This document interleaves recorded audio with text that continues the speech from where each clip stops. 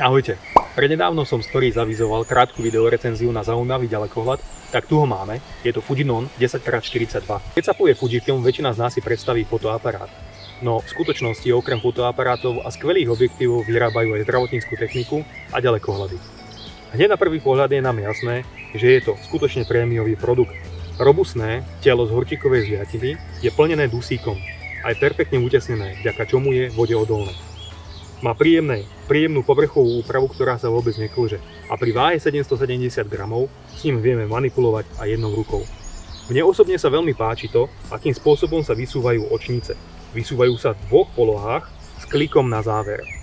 O vynikajúci obraz, jeho ostrosť, kontrastnosť a verné podanie farieb sa postarala špeciálna povrchová úprava, ktorá sa okrem šošoviek nachádza aj na hranole. Zorné pole tohto ďalekohľadu je 6,5 stupňa, čo si myslím je pre ďalekohľady s 10-násobným zväčšením úplne štandardné. Tento ďalekohľad sa vyrába aj vo verzii s 8-násobným zväčšením, no ja by som určite volil práve tento.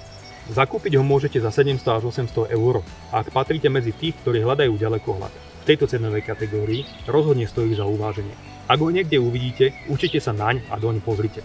Na záver by som ešte veľmi rád poďakoval spoločnosti Fujifilm Slovensko za zapožičanie tohto ďalekohľadu a vám ostatným za dopozeranie tohto videa. Ďakujem a majte sa.